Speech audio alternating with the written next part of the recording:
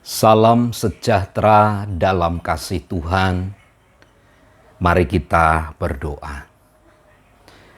Allah yang telah mengerjakan banyak hal kepada kami, baik kebaikan, baik kemurahan, kiranya selalu nama-Mu kami tinggikan di dalam hidup kami. Kami akan mendengar dan merenungkan firman-Mu. Kiranya Roh Kudus memberikan pengertian, terangilah hati rohani kami, sehingga kami dapat mengerti firman-Mu dengan baik. Dalam nama Tuhan Yesus. Amin. Amsal 18, ayat yang ke-20. Perut orang dikenyangkan oleh hasil mulutnya. Ia dikenyangkan oleh hasil bibirnya. Salomo menyampaikan satu kesimpulan tentang sebuah perilaku-perilaku yang dia amati di sekitarnya. Termasuk dia dapat melihat bagaimana orang-orang yang menjalankan aktivitas itu, mereka dipuaskan dengan segala aktivitas yang mereka lakukan. Tanpa terkecuali dia juga sampaikan begini, perut orang dikenyangkan oleh hasil mulutnya.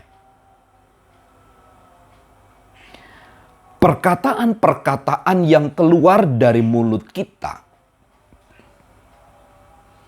itu bisa mendatangkan kepuasan, tapi juga bisa mendatangkan kelaparan.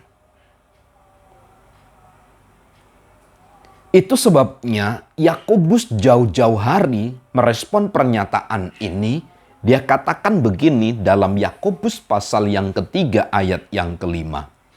Demikian juga lidah, walaupun suatu anggota kecil dari tubuh, namun dapat memegahkan perkara-perkara yang besar. Lihatlah, betapapun kecilnya api, ia dapat membakar hutan yang besar.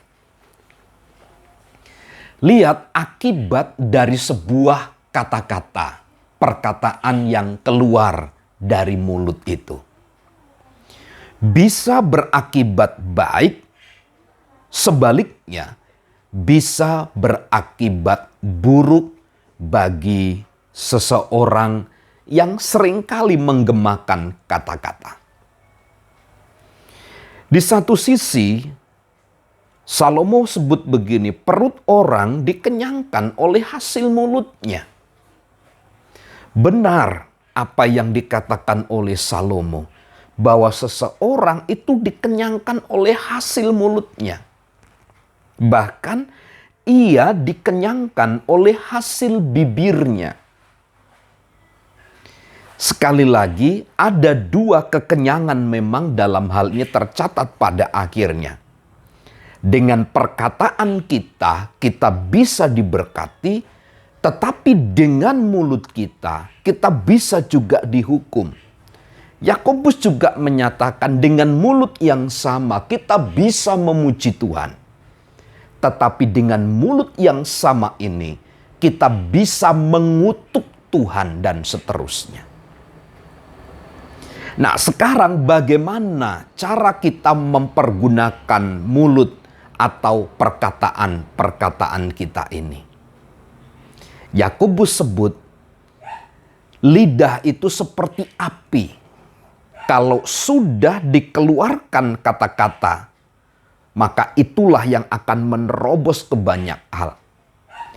Ingat, bukankah terjadinya pertikaian, perpecahan, peperangan antar bangsa, antar suku, hanya oleh karena sebuah kata-kata?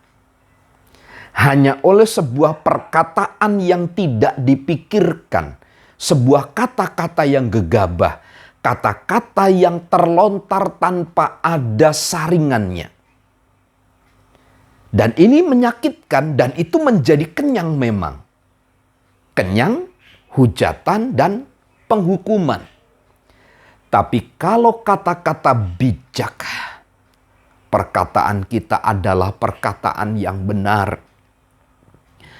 Hasil olah dari kita merenungkan firman Tuhan.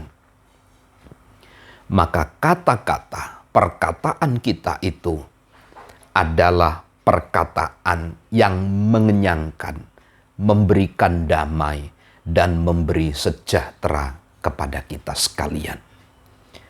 Karenanya iman Kristen atau orang-orang percaya harus mengedepankan ini. Berkata-katalah dengan hormat, dengan bertanggung jawab. Karena dari situ pun kita akan diberkati oleh Tuhan. Tuhan Yesus memberkati. Amin.